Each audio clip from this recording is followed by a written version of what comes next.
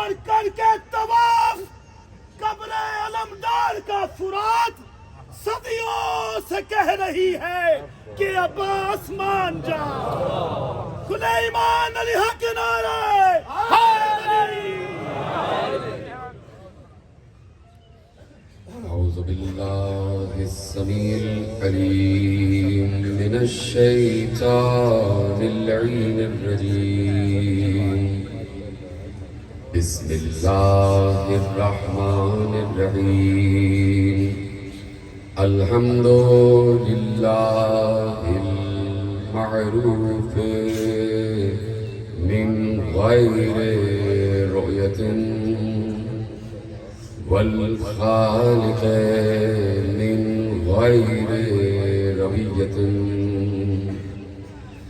الذي لم يزل قائما دائما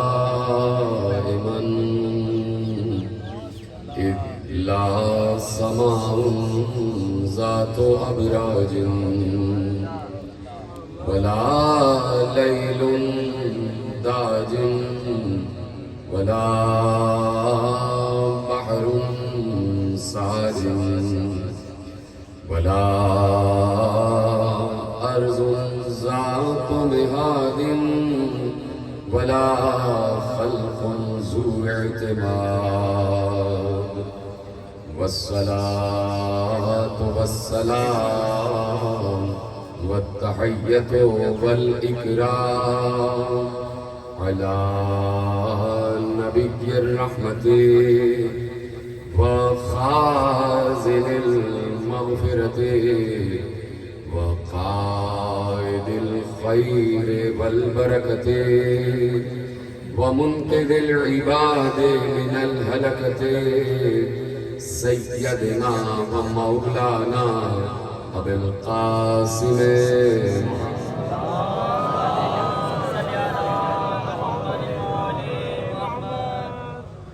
وأهل بيت الطيبين الطاهرين المعصومين المظلومين المنتخبين المنتجبين الذين أذهب الله عنهم الرجس وطهرهم تطهيرا.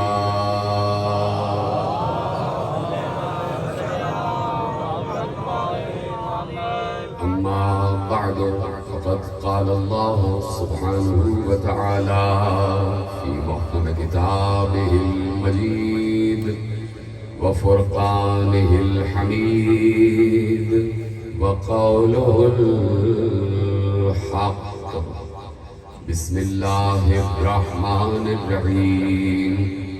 سبحان الذي أسرى بعبده ليلا من المسجد الحرام إلى المسجد الأقصى. صلوات پڑھیں محمد وآل محمد.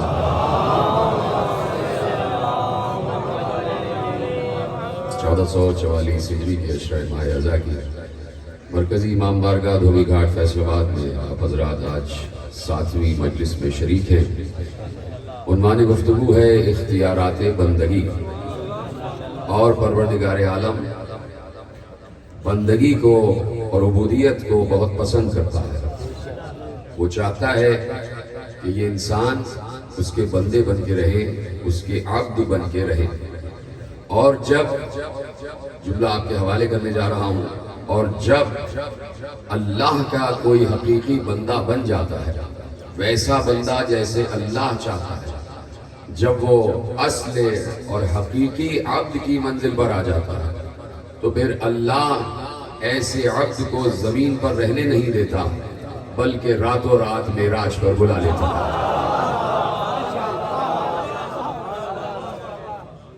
اور معراج بھی عبد کو ہوتی ہے, معراج بھی عبد کو ہوتی ہے. اللہ کہتا ہے کہ معراج بندگی کو ہے.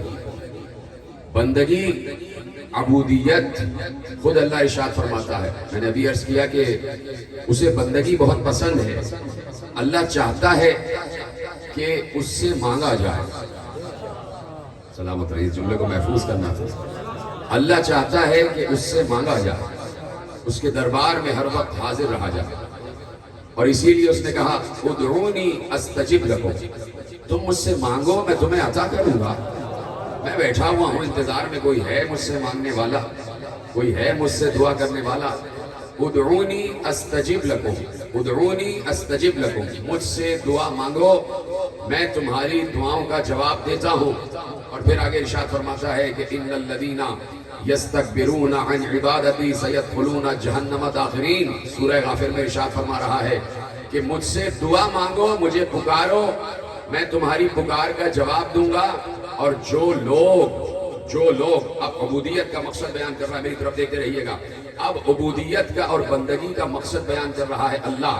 وہ کہہ رہا ہے جو لوگ، اور بات سمجھنے کی ہے قرآن کی آیت، اور میں ذرا سا تجزیہ آپ کے حوالے کروں گا تاکہ میں اپنے تھیسس کو آپ تک پہنچا سکوں کہ اللہ کہہ رہا ہے کہ عبودیت کا مقصد کیا ہے. جو لوگ میری عبادتوں کے بعد غرور کرتے ہیں، میں ایسے نمازیوں کو ان کی نماز کے ساتھ جہنم میں پھینک دوں گا.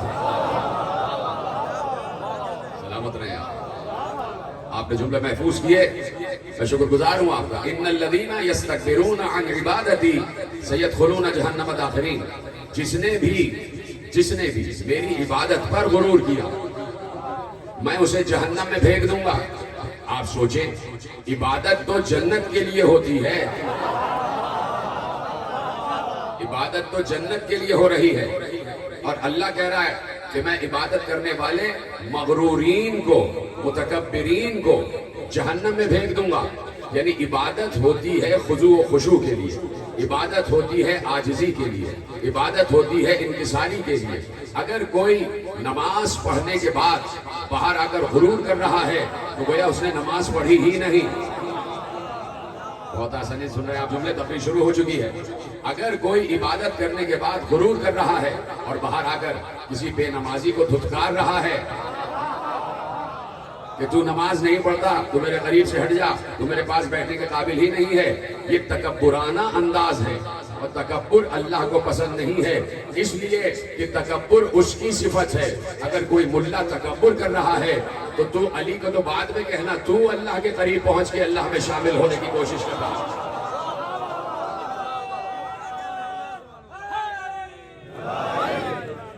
علی کو تو بعد میں کہنا کہ علی کو اتنا بڑھا دیا کہ اللہ بنا دیا. خود مولوی اگر تکبر کر رہا ہے عبادت کے بعد، چاہے کوئی عام انسان ہی کیوں نہ کرے، تو اس کا مطلب ہے کہ وہ الوہی صفت میں داخل ہونے کی کوشش کر رہا ہے. تو عبادت کے بعد غرور نہیں ہے، عبادت کے بعد غرور نہیں ہے. آواز آئی استعینوا بالصبر والصلاۃ، استعانت حاصل کرو، مدد مانگو صبر سے اور صلاۃ سے. توجہ ہے، بات آگے بڑھائی جائے. استعینوا بالصبر والصلاۃ، صبر سے اور صلاۃ سے تعاون مانگو، صبر سے اور صلاۃ سے استعانت طلب کرو، صبر سے اور صلاۃ سے مدد مانگو.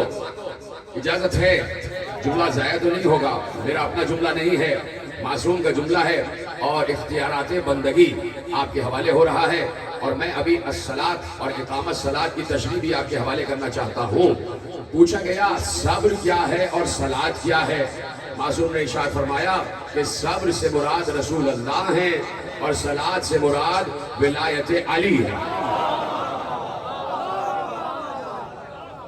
اب علی ابن ابی طالب نے اس جملے کی مزید وضاحت کی، میرے مولا علی نے، امیر المومنین نے، ابھی آپ نعرے لگائیں گے، امیر المومنین نے اس جملے کی مزید وضاحت کی. جب پوچھا گیا الصبر والصلاۃ تو مولا نے ارشاد فرمایا من اقام ولایتی فقد اقام الصلاۃ. اتنا مشکل جملہ نہیں تھا، سلامت رہیں، میرا ساتھ دے رہے ہیں. اتنا مشکل جملہ نہیں تھا، بڑا آسان جملہ ہے. قرآن کہہ رہا ہے اقیموا الصلاۃ، نماز پڑھو. تو نماز پڑھنا ہے، لیکن اقرأوا الصلاۃ نہیں ہے. اقرأوا الصلاۃ نہیں ہے، کیا ہے؟ اقیموا الصلاۃ، نماز قائم کرو. کیا مشکل بات ہو گئی؟ نماز قائم کرو، نماز پڑھو نہیں، نماز قائم کرو. وہ اصطلاحی انداز میں نماز پڑھنا بالکل ٹھیک ہے، یہ جملہ غلط نہیں ہے، نماز پڑھی جاتی ہے، نماز پڑھ رہے ہیں، لیکن جب ہم لغوی معنوں کی طرف جائیں گے تو اقیم الصلاۃ کا مطلب ہے نماز قائم کرو، اقام الصلاۃ نماز قائم کرو۔ اب علی نے کہا من اقام ولایتی فقط اقام الصلاۃ، من قام ولایتی فقط اقام الصلاۃ، جس نے میری ولایت کو قائم کیا اس نے نماز کو قائم کیا، جس نے میری ولایت کو قائم کیا اس نے نماز کو قائم کیا۔ اب پہلے یہ سوچو اور پہلے یہ دیکھو کہ اقام الصلاۃ ہے کیا، قیام صلاۃ ہے کیا، اجازت ہے ساتھ ہے میرے، بات آگے بڑھائی جائے۔ یہ دیکھو کہ اقیم الصلاۃ، قیام صلاۃ کیا ہے، نماز پڑھنا بالکل درست ہے۔ پھر کہہ رہا ہوں کہ میں اس کی تردید نہیں کرتا، بالکل صحیح جملہ، اس لیے کہ علماء کا رکھا ہوا جملہ ہے اور علماء کی قدر ہمارے مسلک میں بہت اہمیت رکھتی ہے۔ تو کہہ دیا نماز پڑھا، نماز پڑھی جائے، بالکل صحیح ہے، لیکن میں قیام صلاۃ کا مطلب آپ کو بتانا چاہتا ہوں۔ اللہ کہہ رہا ہے نماز قائم کرو، نماز قائم کرو۔ یہ نہ ہو کہ مسجد سے نماز پڑھ کے باہر نکلو اور جھوٹ بولنے لگو،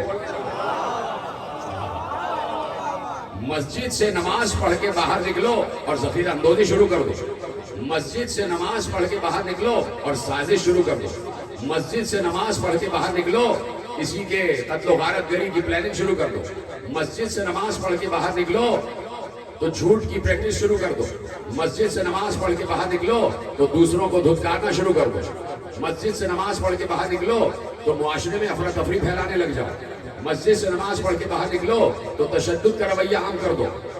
یہ نہیں ہے، مسجد سے نماز پڑھ کے باہر نکلو تو جھوٹ نہیں بولنا ہے، مسجد سے نماز پڑھ کے باہر نکلو تو منصوبہ سازی نہیں کرنا ہے، مسجد سے نماز پڑھ کے باہر نکلو تو تشدد نہیں کرنا ہے، مسجد سے نماز پڑھ کے باہر نکلو تو ظلم نہیں کرنا ہے۔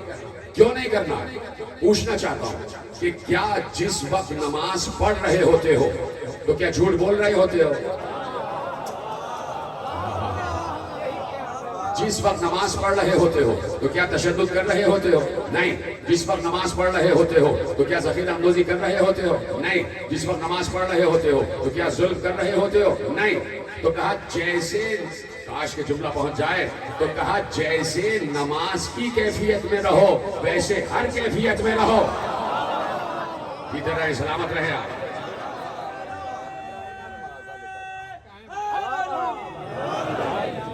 جس وقت جیسے نماز پڑھتے میں رہتے ہو ویسے ہر وقت رہو۔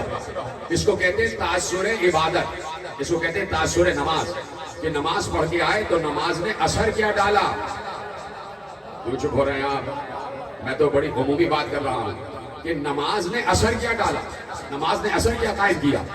کیسی نماز کہ خالق کی نماز پڑھ کے باہر آئے اور اسی خالق کی مخلوق کو نقصان پہنچا رہے ہو۔ تو کہا نماز نے اثر کیا کیا؟ تو نماز اقام الصلاۃ کا مطلب یہ ہے کہ ہر وقت نماز کی کیفیت میں رہو۔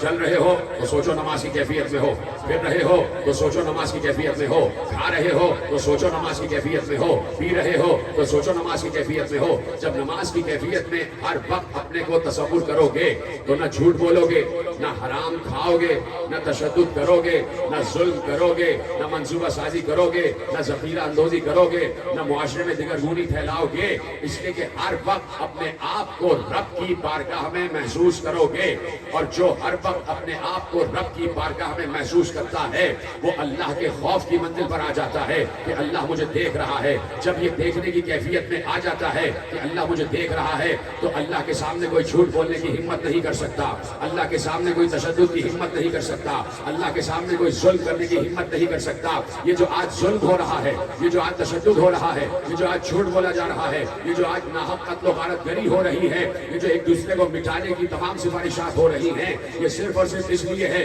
کہ نماز تو پڑھ رہا ہے لیکن نماز کے سامنے تصور خدا نہیں ہے۔ سلامت رہے دوران نماز تصور خدا نہیں ہے۔ ابھی جملے آگے بڑھانا ہے اور مجھے تشریح کرنا ہے میرے مولا کے اس جملے کی۔ دوران نماز تصور خدا نہیں ہے۔ بعض لوگ تو دوران نماز پوری جنگ کی پلاننگ کر لیا کرتے تھے۔ تو اللہ کہہ رہا ہے کہ خضوع و خشوع قائم ہونا چاہیے۔ خضوع اور خشوع قائم ہونا چاہیے. جب آپ انگریزی کا ترجمہ پڑھیں گے قرآن کا تو جہاں خضوع و خشوع لکھا ہوا ہے تو خضوع و خشوع یعنی خشیت، خضوع یعنی کنسنٹریشن، اور جب خشوع کی منزل آتی ہے تو انگریزی میں جان بوجھ کے لفظ استعمال کر رہا ہوں تاکہ جملہ آپ تک پہنچ جائے. اس کا ترجمہ ہے ٹو ہیوملیٹ یور سیلف، اپنے آپ کو ذلیل کرو اللہ کے سامنے. بھائی جس نے جملہ محفوظ کیا اس کو میرا سلام. اپنی تذلیل کرو اللہ کے سامنے، اپنی ذلت کے ساتھ اللہ کے بارگاہ میں کھڑے ہو جاؤ. خبردار اگر کوئی صاحب منصب ہے تو جیسے سب نماز پڑھ رہے ہیں ویسے وہ بھی نماز پڑھے. ابھی حج کی کیفیت آپ نے دیکھی ہے، سب ایک لباس میں ہیں. اس کو کہتے ہیں ایک ہی صف میں کھڑے ہو گئے محمود و ایاز، نہ کوئی بندہ رہا اور نہ کوئی بندہ نواز. دو لباسوں میں سب ہیں. اگر کوئی صدر مملکت بھی ہے تب بھی دو لباس میں ہے، اور اگر کوئی چپراسی بھی ہے تب بھی دو لباس میں ہے. حج کی کیفیت بتاتی ہے کہ اللہ کے سامنے سب برابر ہیں. کیا سن رہے ہیں میرے عزیزوں؟ اختیارات بندگی میرا عنوان ہے. حج کا مارکہ بتاتا ہے کہ اللہ کے سامنے سب برابر ہیں، ایک جیسے ہو جاؤ. اسی طریقے سے نماز بھی ہے. نماز یعنی اپنے آپ کو ہر وقت بارگاہ خدا میں محسوس کرو. پوچھا گیا یا رسول اللہ خضوع و خشوع قائم نہیں رہتا، اس کا طریقہ کیا ہے؟ خضوع و خشوع قائم نہیں رہتا. بعض اوقات خیالات دور کر آتے ہیں، کبھی ادھر کی بات کبھی ادھر کی بات. پڑھ رہے ہیں سورہ فاتحہ، لبوں پر قرآن کی آیتیں ہیں لیکن دماغ ادھر ادھر بھٹک جاتا ہے. کبھی کچھ سوچ رہے ہوتے ہیں کبھی کچھ سوچ رہے ہوتے ہیں. خضوع و خشوع کیسے قائم کیا جائے؟ پیغمبر نے کہا دو طریقے ہیں بندگی کی منزل پر آنے کے. نماز کے وقت دو طریقے ہیں. پہلا طریقہ تو یہ ہے کہ تم یہ تصور کرو کہ تم جس اللہ کی بارگاہ میں کھڑے ہوئے ہو تم اس اللہ کو دیکھ رہے ہو. تم جس اللہ کی بارگاہ میں کھڑے ہوئے ہو تم اس کو دیکھ رہے ہو. لیکن رسول کو یہ معلوم تھا رسول ہے رسول رحیم، رسول ہے رسول رؤوف، رسول ہے رسول شفیق. پتہ ہے کہ امت کا ہر فرد یہ تصور کر ہی نہیں سکتا کہ وہ اللہ کو دیکھ رہا ہے. امت کا جملہ پہنچا نہیں شاید. پیغمبر نے کیا کہا کہ امت کا ہر فرد یہ تصور کر ہی نہیں سکتا کہ وہ اللہ کو دیکھ رہا ہے. وہ تو ایک ہی فرد گزر گیا کہ جب اس سے پوچھا گیا کہ یا علی کیا آپ نے اللہ کو دیکھا ہے تو علی نے کہا ابو طالب کا بیٹا نماز کا پہلا سجدہ کرتا ہے اور دوسرا اس وقت تک نہیں کرتا جب تک اس کو دیکھ نہ لے.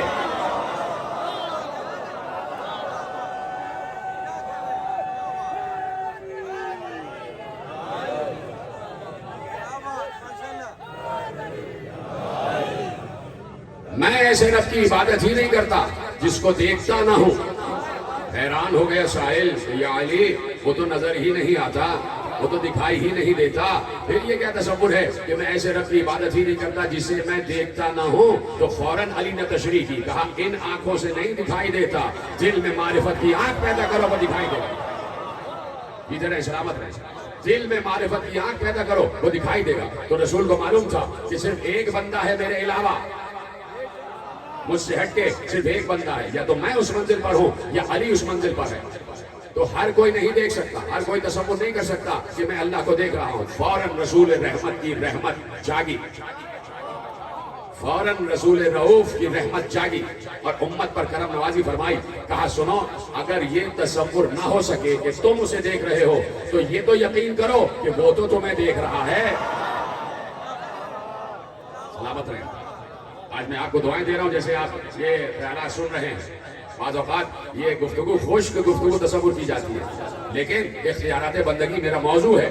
تو کہا کہ نماز کی کیفیت میں رہو. اقام الصلاۃ کیا ہے؟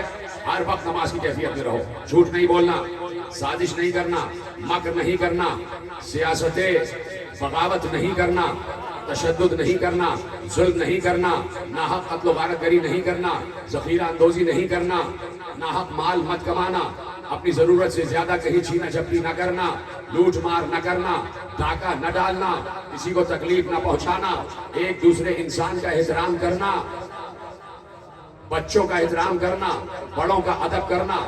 पड़ोसी के हुकूक अदा करना, इकाम सलात बता रहा हूँ, इकाम सलात बता रहा हूँ, क़याम सलात क्या है, बच्चों का अदब करना, बड़ों का एहतराम करना, पड़ोसियों के हुकूक का एहतराम करना, अपने हुकूक अदा करना, अपने फराइज अदा करना, दूसरों की इज्जत करना ताकि तुम्हारी इज्जत की जाए, ये सब है क़याम सलात।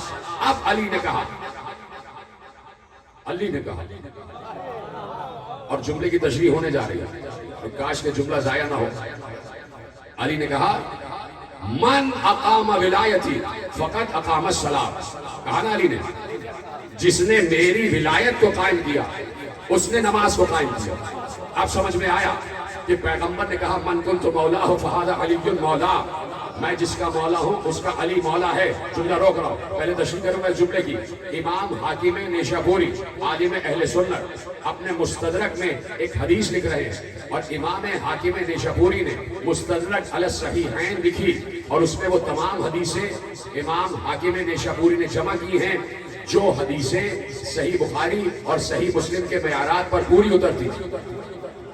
यानी इमाम बुखारी और इमाम मुस्लिम के हवाले से जो रावी भी सच्चे रावी थे, और इमाम मुस्लिम और इमाम बुखारी ने वो रिवायतें छोड़ दी थी, इमाम हाकिम नेशापुरी ने वो रिवायतें जमा की, और उन्होंने कहा कि ये सारी हदीसें सही हैं अला शर्त शेखैन, दोनों शुयूख की शराइत पर पूरी उतरती हैं, यानी इमाम मुस्लिम इमाम बुखारी की शराइत पर पूरी उतरती हैं। लम युखर्रिजाहु, लेकिन उन्होंने इन हदीसों को महफूज नहीं किया है, लेकिन हदीसें बिल्कुल सही हैं। अब उन्हीं सही हदीसों में से एक हदीस आपके हवाले कर रहा हूँ, और आप जोड़ लीजिएगा जुमला कि अली ने कहा जिसने मेरी विलायत को कायम किया उसने नमाज को कायम किया। अब हदीस से हदीस को जोड़िएगा, और फिर हदीस को हदीस से जोड़ने के बाद उसे आयत की तफसीर के लिए आइएगा। कहा पैगंबर ने, इमाम हाकिम लिख रहे हैं, शर्त शेखैन पर पूरी उतरने वाली रिवायत, तवज्जो मेरी तरफ, इमाम हाकिम लिख रहे हैं कि पैगंबर ने इरशाद फरमाया अपने असहाब को मुखातिब करके, जो मेरी जिंदगी जैसी जिंदगी गुजारना चाहता है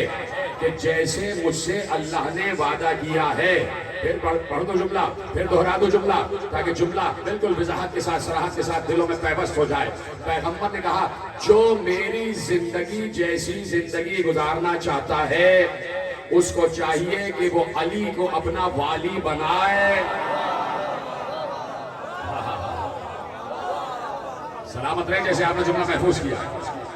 जो मेरी जिंदगी जैसी जिंदगी गुजारना चाहता है उसे चाहिए कि वो अली को अपना वाली बनाए, अली को अपना वाली बनाए। पैगंबर की जिंदगी में झूठ नहीं है, पैगंबर की जिंदगी में मकर नहीं है, पैगंबर की जिंदगी में बगावत नहीं है, पैगंबर की जिंदगी में सरकशी नहीं है, पैगंबर की जिंदगी में तशद्दुद नहीं है, बोलो ना साथ, पैगंबर की जिंदगी में तशद्दुद नहीं है, पैगंबर की जिंदगी में जुल्म नहीं है, पैगंबर की जिंदगी में ज़ख़ीरा अंदोज़ी नहीं है, पैगंबर की जिंदगी में रिश्वत नहीं है, पैगंबर की जिंदगी में सूद नहीं है, पैगंबर की जिंदगी में दूसरे को तकलीफ पहुंचाना नहीं है, पैगंबर की जिंदगी में हुकूक की अदायगी है, पैगंबर की जिंदगी में फराइज की अदायगी है, पैगंबर की जिंदगी में हुकूकुल इबाद की अदायगी है, पैगंबर की जिंदगी में हुकूकुल्लाह की अदायगी है, पैगंबर की जिंदगी में सच ही सच है। और रसूल कह रहे हैं जो मेरी जिंदगी जैसी जिंदगी गुजारना चाहे वो अली को वाली बनाए। इसलिए पैगंबर ने कहा मन कुन्तु मौला हो फहादा अली के मौला, मैं जिसका वाली हूँ उसका वाली अली है। अब अली ने कहा जिसने मेरी विलायत को कायम किया उसने नमाज को कायम किया, यानी अगर अली विलायत की मंजिल पर हो, अली तख्ते विलायत पर बैठा हो, तो उसकी निगाह ऐसी है कि अली को अपने सामने पाते हुए कोई झूठ नहीं बोलेगा, कोई तशद्दुद नहीं करेगा, कोई कत्ल नहीं करेगा। सलामत रहे। अली को अपने सामने तख्ते हुकूमत पर पाते हुए कोई तशद्दुद नहीं करेगा, कोई जुल्म नहीं करेगा, कोई झूठ नहीं बोलेगा, सब हुकूकुल्लाह की अदायगी करेंगे, सब हुकूकुल इबाद की अदायगी करेंगे। इसे कहते हैं क़याम विलायत। पंखे की आवाज नहीं, कुछ और है, इतनी देर से पंखा चल रहा है। सलवात पढ़े मोहम्मद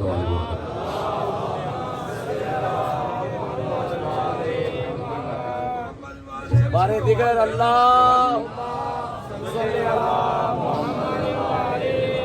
आप क्यों परेशान हो जाते हैं? तो यहाँ के मामला थे, आप मेरे साथ ही रहिए। इसलिए कि जब मैं मौजू इख्तियार करता हूँ तो चाहता हूँ मौजू के एक एक जुज़ पर बात की जाए, एक एक गोशे पर बात की जाए। इसी को मौजू कहते हैं। یہ تو نام لوں موضوع کا اور بات کروں غیر موضوع، تو موضوع کا حق تو ادا نہیں ہوتا. تو ہیں میرے ساتھ سب کے سب بیٹھے ہوئے ہیں. تو اس کو کہتے ہیں قیام ولایت. اور ولی ہوتا ہے اللہ کا حجت، اور ولی اپنے دور کا سب سے بڑا بندہ ہوتا ہے.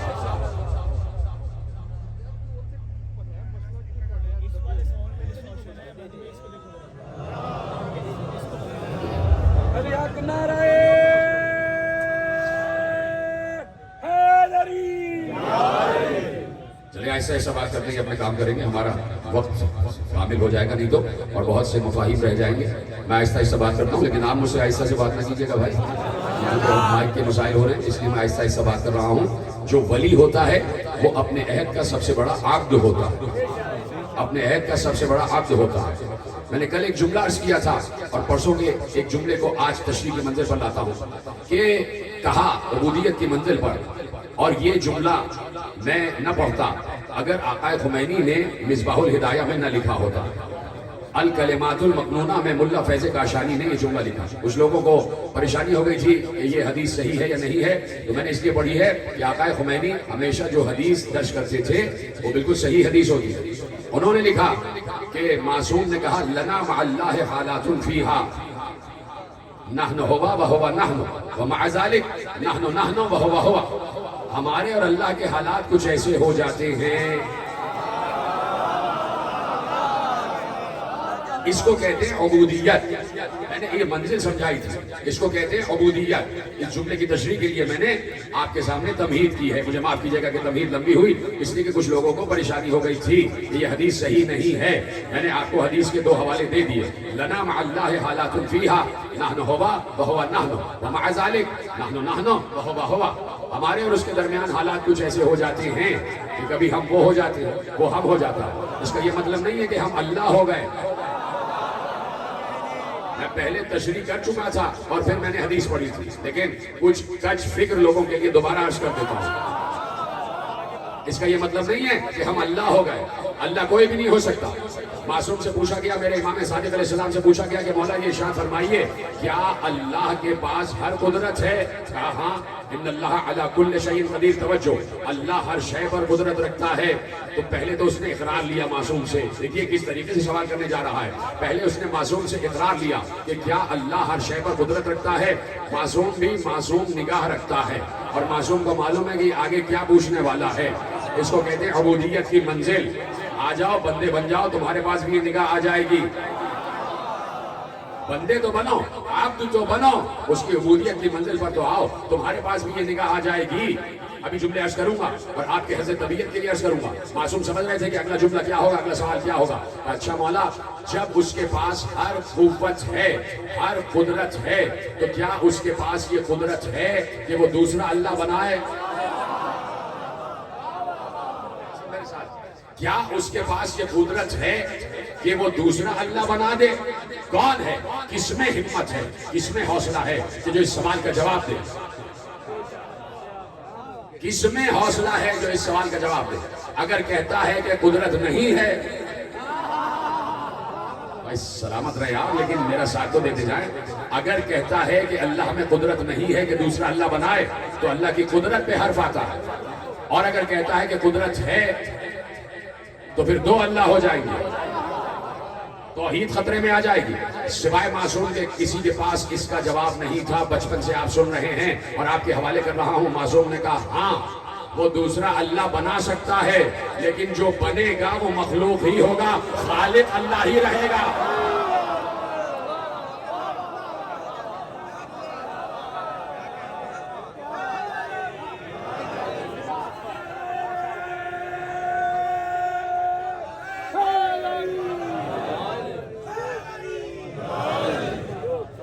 جو بنے گا وہ مخلوق ہوگا، خالق بہرطور اللہ رہے گا. اب اگر معصوم کہہ رہے ہیں کہ ہمارے حالات ایسے ہو جاتے ہیں، تو اس کا مطلب یہ ہے کہ جب عبد معبودیت کے قریب آ جائے، معافی چاہتا ہوں کہ مجھے سمجھانے کی ضرورت پڑ رہی ہے، تو پھر عبد و معبود میں فرق کرنا مشکل ہو جاتا ہے. اس لیے کہ صفات الہیہ بندے میں پیدا ہو جاتی ہیں. اچھا ذرا سی ایک مثال دے دوں، آپ کی سنی ہوئی مثال ہے، میں بڑے دعوے سے کہہ رہا ہوں ایک ایک بندے نے مثال سنی ہوئی، دعوے سے کہہ رہا ہوں سب نے، جتنے افراد یہاں ہزاروں کی تعداد میں بیٹھے سب نے مثال سنی ہوئی، اور مثال کیا ہے؟ آگ اور لوہے والی مثال ہے۔ سب نے، میرا آپ نے دل ہی توڑ دیا، میں تو آپ کی مدد کر رہا تھا کہ سب نے مثال سنی تھی۔ آگ اور لوہے والی مثال سنی ہے کہ بھائی لوہا وہ دور رکھا ہے بالکل مجمع کے آخر میں، اور آگ یہاں جل رہی ہے، دور ہے لوہا، ابھی 1 کلومیٹر دور لوہا رکھا ہوا ہے اور 1 کلومیٹر دور آگ جل رہی ہے۔ اتنی دوری پر آگ کا کوئی اثر لوہے پر نہیں ہوگا، اتنی دوری سے آگ کا کوئی اثر لوہے پر نہیں ہوگا، لوہا قریب آنا شروع ہوگا، آگ کا اثر ہونا شروع ہو جائے گا، لوہا اور قریب آئے گا، آگ کا اثر ہونا شروع ہو جائے گا، لوہا اور قریب آئے گا، آگ کا اثر ہونا شروع ہو جائے گا، اور قریب آئے گا، اب لوہا گرم ہونا شروع ہو جائے گا، اور قریب آئے گا مزید گرم ہونا شروع ہو جائے گا، اور قریب آئے گا بہت زیادہ گرم ہونا شروع ہو جائے گا، آگ کے بالکل قریب آ گیا، اس کی حرارت پگھلنے کی شکل میں آ جائے گی، اور وہی لوہا جب آگ میں ڈال دیا جائے گا تو پگھل کے بالکل آگ کا ہی حصہ بن جائے گا۔ کوئی نیا آدمی آئے تو اس کو پتہ ہی نہیں چلے گا کہ اس میں لوہا بھی شامل ہے یا نہیں۔ سلامت رہیں آپ۔ میں نے کہا تھا نا کہ اتنی مشہور مثال ہے، جب لوہا آگ کا حصہ بن جائے گا تو آگ ہی لگے گا۔ تو میں نے کہا تھا کہ علی نے اپنے کو فنا فی ذات اللہ کر لیا، علی ذات خدا میں گھل مل گیا۔ جملہ یہاں پہ ختم ہو رہا ہے، وَمَعَ ذَلِكَ نَحْنُ نَحْنُ وَهُوَ هُوَ، اس کے باوجود وہ ہے، ہم ہیں، یعنی وہ خالق ہے، ہم مخلوق ہیں، وہ مسجود ہے، ہم ساجد ہیں، وہ مشہود ہے، ہم شاہد ہیں، وہ رازق ہے، ہم مرزوق ہیں۔ بات پہنچ رہی ہے؟ اس کو کہتے ہیں عبودیت، کہ جب بالکل قرب کی منزل پر آ جائے۔ ادھر جملہ پڑھوں یا نہ پڑھوں، میں نے کیا کہا تھا کہ ابھی یہ تشریح کی منزل پر لاؤں، ایک جملہ کہا تھا کہ عبودیت کی منزل پر آ جاؤ، تم بندے بن جاؤ، تم اس کی اطاعت کا حق ادا کرو، تمہیں بھی اللہ اختیار دے دے گا، تم بھی قرب خدا کی منزل پر آ جاؤ گے۔ چونکہ تم نہیں کر پا رہے تو جو کر چکے ہیں ان پر اعتراض کر رہے ہیں۔ سلامت رہے۔ چونکہ آپ نہیں کر پا رہے تو جو ایسا کر چکے ہیں ان پر اعتراض کر رہے ہو۔ میں سوچ رہا ہوں پڑھوں یا نہ پڑھوں، معلوم نہیں پڑھوں یا نہ پڑھوں، لیکن چونکہ کتاب میں لکھا ہوا ہے، یہ غزل ہے شہباز قلندر کی جو میں پڑھنے جا رہا ہوں۔ غزل میں شہباز لکھا ہے۔ شہباز ایک بندہ ہے نا بھائی، کوئی معصوم تو نہیں ہے، کوئی وہ والا ولی تو نہیں ہے جو ولایت تکوینی کا حامل تھا، کوئی نبی تو نہیں ہے، کوئی امام تو نہیں ہے، کوئی وسیع تو نہیں ہے، کوئی رسول تو نہیں ہے، عام سا بندہ ہے شہباز قلندر، لیکن عبودیت کی منزل پر آیا، قیام صلاۃ کیا، قیام صلاۃ کیا۔ شہباز قلندر کا کوئی سجدہ مس نہیں ہوتا تھا، کوئی نماز ترک نہیں ہوتی تھی، روزے دار تھے، نماز گزار تھے، حج گزار تھے، تقوی اور پرہیزگاری یافتہ تھے، پڑھے لکھے تھے، عالم تھے۔ جو آج ان کا تصور بنایا گیا بالکل غلط ہے۔ شہباز قلندر بڑے صاف ستھرے رہتے تھے، بال ان کے دھلے ہوئے رہتے تھے، لباس پاکیزہ رہتا تھا، لباس سے خوشبو آتی تھی، بات کرتے تھے تو بڑے ملائم لہجے میں بات کرتے تھے، بڑے لطیف لہجے میں بات کرتے تھے، لوگ اٹریکٹ ہوتے تھے، لوگ کشش کی منزل پر آتے تھے۔ پڑھا لکھا انسان تھا، تعلیم یافتہ انسان تھا، کئی کتابیں بھی لکھی جو اس دور کے مدرسوں میں پڑھائی جا رہی ہیں۔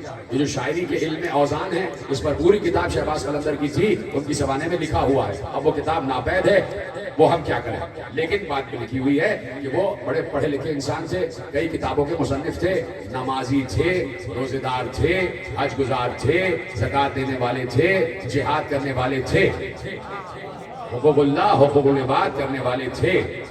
ہاں یہ ہے کہ وہ نماز پڑھتے نہیں تھے، نماز کو قائم کیا ہوا تھا۔ صرف نماز پڑھتے نہیں تھے، نماز پڑھتے بھی تھے اور نماز کو قائم بھی کیا ہوا تھا. یعنی جھوٹ نہیں بولتے تھے، مکر نہیں کرتے تھے، سیاست نہیں کرتے تھے، دغا نہیں کرتے تھے، بے وفائی نہیں کرتے تھے، بغاوت نہیں کرتے تھے، سرکشی نہیں کرتے تھے، طغا نہیں کرتے تھے، ذخیرہ اندوزی نہیں کرتے تھے، تشدد نہیں کرتے تھے، ظلم نہیں کرتے تھے. پہنچ گئی بات؟ عبودیت کی اس منزل پر آ جاؤ تو پھر تم بھی وہ کہو گے جو شہباز نے کہا. کیا کہا؟ کہتا ہے شہباز لا مکانم، شہباز لا مکانم، بیرون سے کون مکانم، مسجود انس و جانم، مطلب تو آشیانم.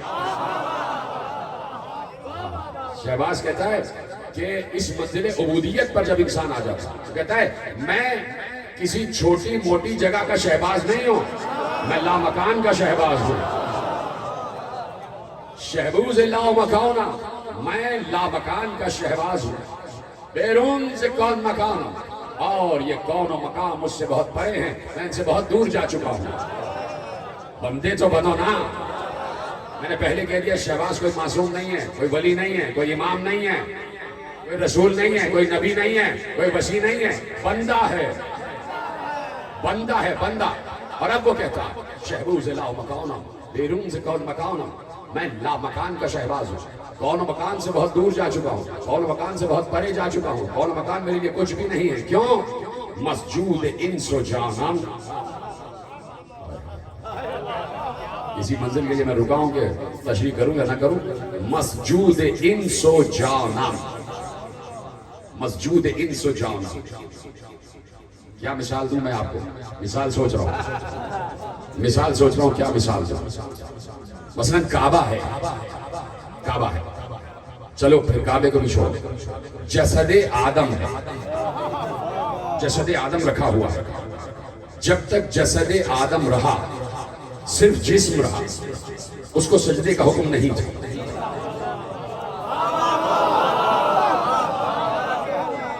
جب آدم میں روح خدا آ گئی، اللہ نے کہا جب میں اس میں اپنی روح پھونک دوں تو اسے سجدہ کرنا. تو آدم اس وقت فرشتوں کے لیے قبلہ تھے.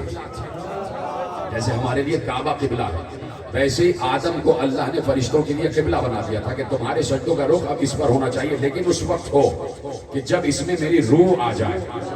اب جب روح آ گئی تو روح اسی جسد آدم کا حصہ ہو گئی. اب ایسا لگ رہا ہے کہ آدم کو بھی سجدہ ہو رہا ہے، روح کو بھی سجدہ ہو رہا ہے. اسی طریقے سے جب کعبے میں روح خدا آ گئی تو کہا کعبے کی طرف سجدہ کیا جائے. تو اب سجدہ کعبے کو بھی ہو رہا ہے، روح خدا کو بھی ہو رہا ہے.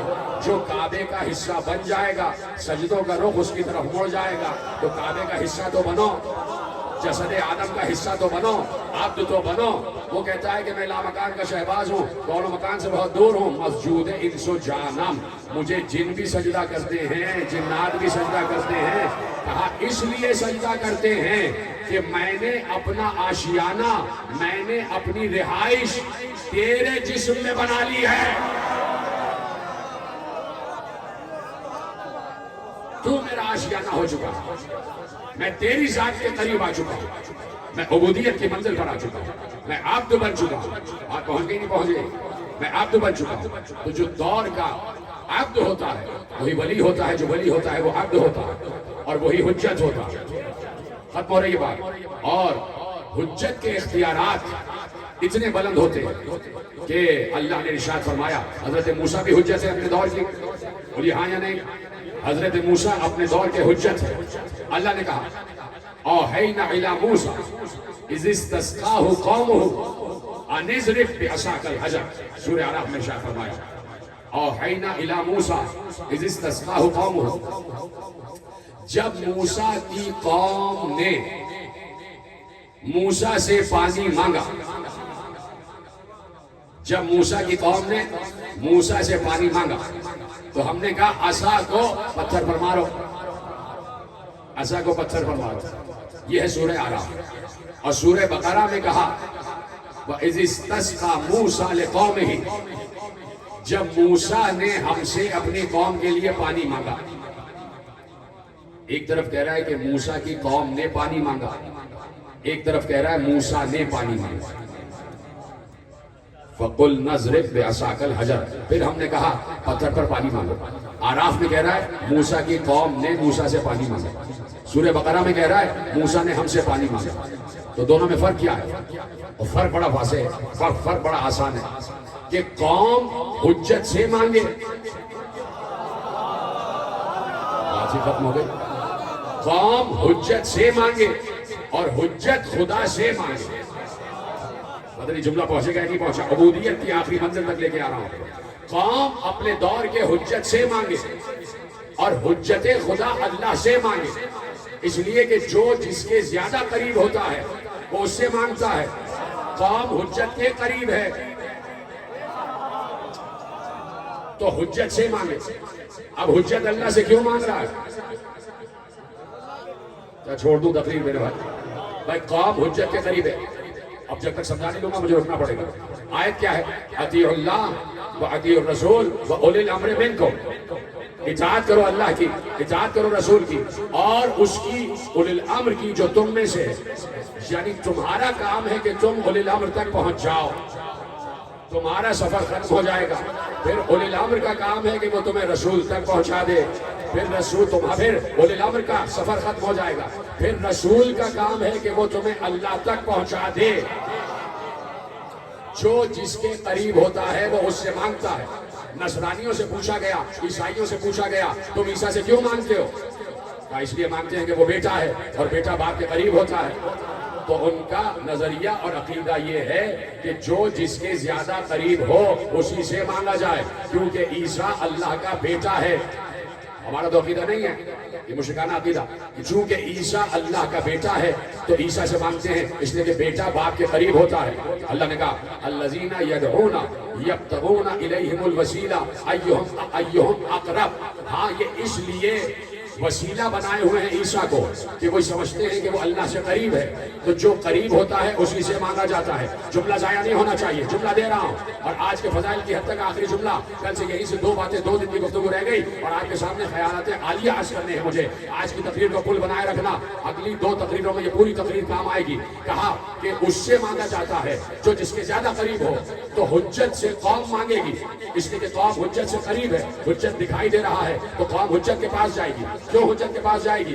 اس لیے کہ قوم کو حجت دکھائی دے رہا ہے، حجت اللہ کے پاس جائے گا۔ کیوں جائے گا؟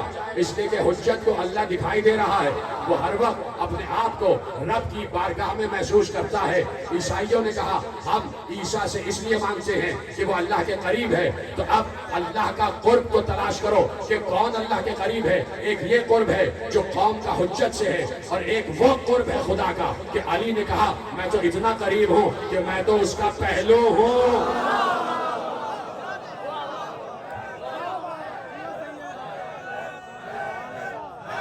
مل کے بولے سارے،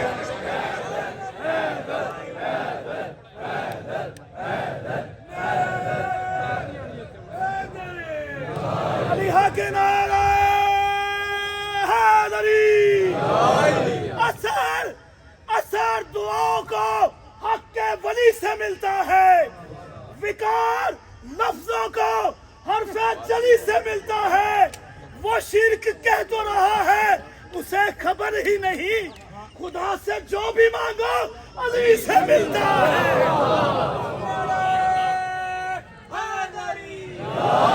توجہ فرمائیے، آپ نے پہنچ گئے جملے آپ تک کہ جو جس سے زیادہ قریب ہوتا ہے اسی سے مانگا جاتا ہے۔ تو علی کہہ رہا ہے نحن جنب اللہ، ہم اللہ کا پہلو ہیں، ہم اللہ کا پہلو ہیں۔ میرا پہلو یہ ہے، یہ میرا پہلو ہے، آپ سب کا پہلو یہ ہے، یہ 2 پہلو ہیں آپ کے۔ آپ میں سے بہت سے لوگ ایسے بیٹھے ہوئے ہیں کہ جو باپ اور بیٹا بیٹھا ہے، باپ اور بیٹا برابر برابر بیٹھا ہے، بیٹا پہلو میں بیٹھا ہے، پہلو ہے نہیں۔ سلامت رہے آپ، شاید جملہ پہنچ گیا، سلامت رہے آپ۔ بیٹا پہلو میں بیٹھا ہے، وہ پہلو ہے نہیں، اس لیے کہ پہلو جدا نہیں ہوتا۔ کی طرح سلامت رہے، یہی ہے فیصلہ آباد کا مجمع کہ مجھے زیادہ سمجھانے کی ضرورت نہیں پڑتی۔ پہلو جدا نہیں ہوتا، پہلو میں بیٹھا ہوا جدا ہوتا، چاہے بیٹھا ہو چاہے لیٹا ہو۔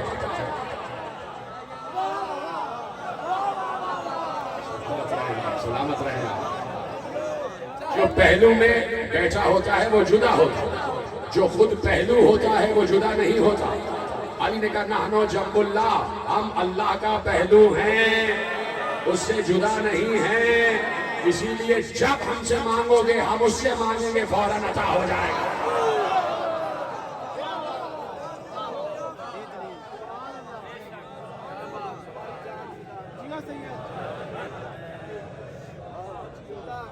سلامت رہیں، خدا آپ کو سلامت رکھے، آپ کو ہر نظر بد سے محفوظ فرمائے۔ جیسے آپ نے سنا اور فیصلہ آباد کی ایک فضا اسی طرح سازگار رہے۔ شیعہ سنی بیٹھے ہیں، سب کے سب ذکر علی سن رہے ہیں، سب کے سب ذکر اہل بیت سن رہے ہیں، سب کے سب ذکر حسین سن رہے ہیں۔ نحن جنب اللہ، ہم اللہ کا پہلو ہیں۔ اللہ کا پہلو اللہ سے جدا نہیں ہے، اللہ سے جدا نہیں۔ اللہ کوئی جسم نہیں رکھتا کہ اس کا میری طرح کا پہلو ہو۔ اللہ ہماری طرح کا جسم نہیں رکھتا، اللہ تو نظر ہی نہیں آتا، اللہ تو دکھائی ہی نہیں دیتا، لیکن قرب خدا کی اس منزل پر آ جاؤ کہ جہاں خود اللہ اکبر کیا ہے، سبحان الذی اسری بعبدہ لیلا من المسجد الحرام الی المسجد الاقصی الذی بارکنا حولہ لنریہ من آیاتنا۔ بابرکت ہے وہ ذات جو لے گئی راتوں رات اپنے عبد کو کیا آواز آئی تھی سدرۃ المنتہا کے بعد؟ آواز آئی تھی نا، ادنو منی، میرے قریب آ جا، ادنو منی، میرے قریب آ جا، میرے قریب آ جا، میرے قریب آ جا، میرے قریب آ جا۔ پروردگار تو ہماری شہرت سے بھی زیادہ قریب ہے، تو محبوب سے بھی تو بہت قریب ہوگا۔ جب عام انسان کی شہرت سے زیادہ قریب ہے تو محبوب سے کتنا قریب ہوگا؟ پروردگار محبوب سے قریب ہے تو پھر کیوں بلا رہا ہے قریب آ جا، قریب آ جا، قریب آ جا۔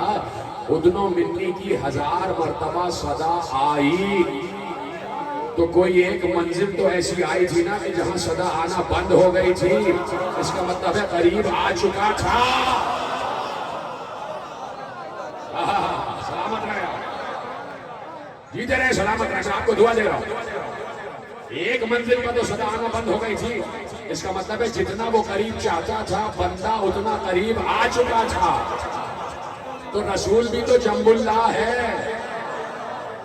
اتنا قریب ہے اللہ سے کہ اللہ کے پہلو میں ہے، ہر وقت سناؤ اور جملہ لے جاؤ، اللہ ولی ہے، رسول ولی ہے اور علی ولی ہے۔ اللہ اپنی جگہ بدلتا نہیں ہے، وہ ہر جگہ ہے، وہ ہر جگہ ہے۔ جب اس نے کہا میں کعبہ قوسین پر ہوں، آواز سمجھ میں آ رہی ہے؟ جب اس نے کہا میں کعبہ قوسین پر ہوں تو وہ آج بھی کعبہ قوسین پر ہے۔ تو اللہ ولی ہے تو کعبہ قوسین پر ہے، یعنی ولایت ہر وقت کعبہ قوسین پر رہتی ہے۔ اب چاہے علی رسول کے کاندھے پر ہو، چاہے غدیر کے منبر پر ہو، چاہے سلونے کے منبر پر ہو، ہر وقت علی معراج پر ہے۔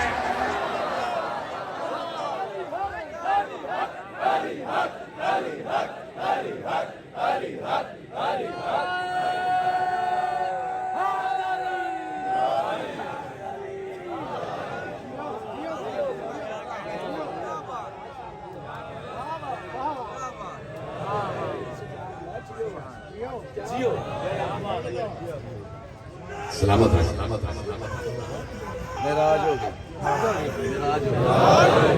یعنی ولایت وہیں رہے گی جہاں ولایت رہے گی۔ یہ طرح جملہ محفوظ کیا آپ نے، ولی وہیں رہے گا جہاں ولی رہے گا، ولایت جدا نہیں ہوگی۔ جب تک آئے ولایت میں 3 ساتھ ہیں، ایک دوسرے کے پہلو میں ہیں، آئے ولایت میں تو ایک دوسرے کے پہلو میں ہیں۔ تو اب جو ولی ہوتا ہے وہ عہد کا سب سے بڑا عبد ہوگا۔ اوپن آفر ہے، اوپن آفر، اوپن آفر، دعوت عام ہے کہ عبد بن جاؤ، عبد بن جاؤ۔ ایک عام انسان بھی عبد بننے کی کوشش کر سکتا ہے، اور جب عبد بنو گے تو اختیار ملے گا۔ وہ علیحدہ بات ہے کہ جب اختیار مل جاتا ہے تو انسان اسے استعمال نہیں کرتا، اپنے لیے استعمال نہیں کرتا، چونکہ اس کے لیے یہ چیزیں بہت آسان ہو جاتی ہیں، بہت ہلکی ہو جاتی ہیں۔ جب انسان کو اللہ مل چکا ہو تو پھر وہ چھوٹی موٹی دولت کی کیا فکر کرے گا، پھر وہ درہم و دینار کی کیا پرواہ کرے گا، پھر وہ دولت و جائیداد کی کیا فکر کرے گا، جب رزق دینے والا ہی اسے مل چکا ہے۔ تو لوگ کوشش کیوں نہیں کرتے عبد بننے کی؟ علی عبد بنے، رسول عبد بنے تو اللہ نے اختیار دے دیا. آپ عبد بن جائیے، آپ کو اختیار مل جائے. مسئلہ یہ ہے کہ زمانہ اتنا مادیت کی طرف جا چکا ہے کہ کوئی روحانیت کی طرف آنے کو تیار ہی نہیں ہے، کوئی نورانیت کی طرف آنے کو تیار ہی نہیں ہے، کوئی ضبط نفس کی منزل پر آنے کو تیار ہی نہیں ہے.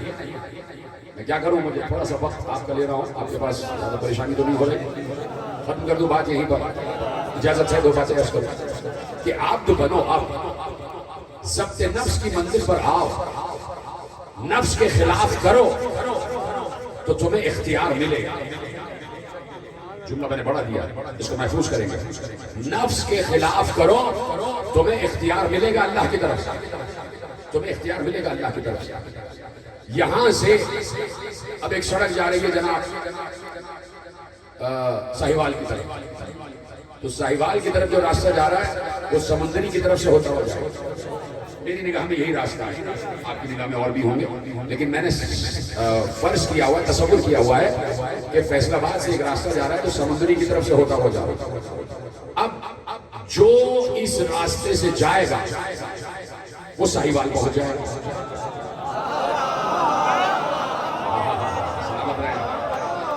فیصل آباد سے ساہیوال کی طرف ایک راستہ جا رہا ہے تو سمندری کی طرف سے ہوتا ہوا جا رہا ہے.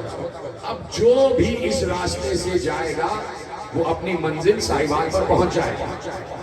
اللہ یہ نہیں دیکھے گا کہ اس راستے سے صرف مسلمان ہی جائے گا تو منزل پہ پہنچے گا.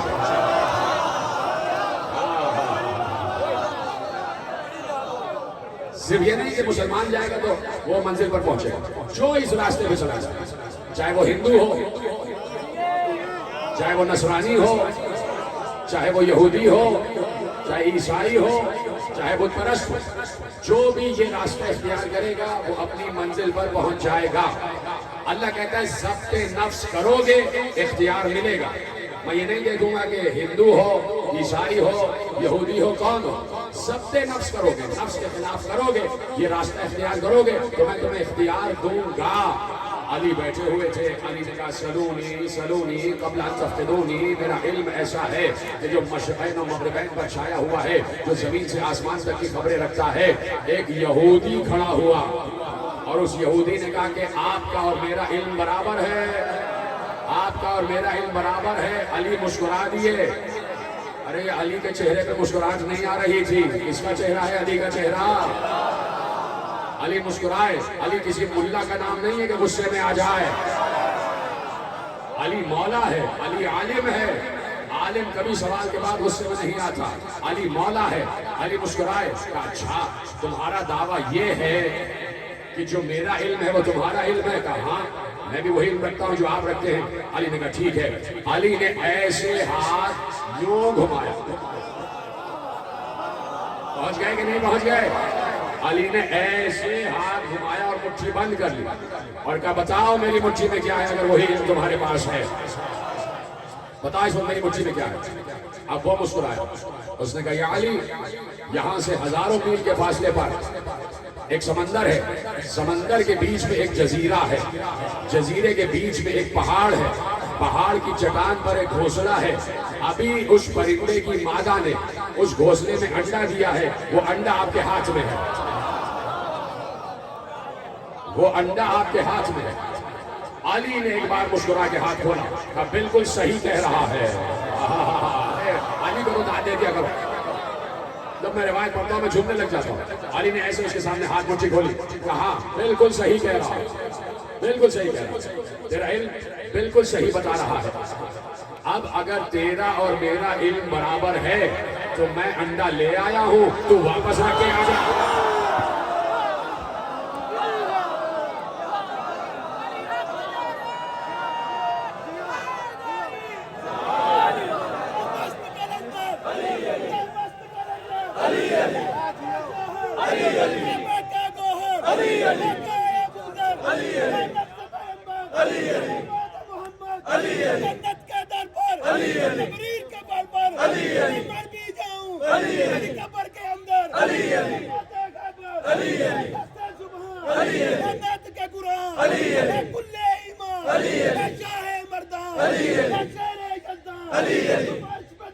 علی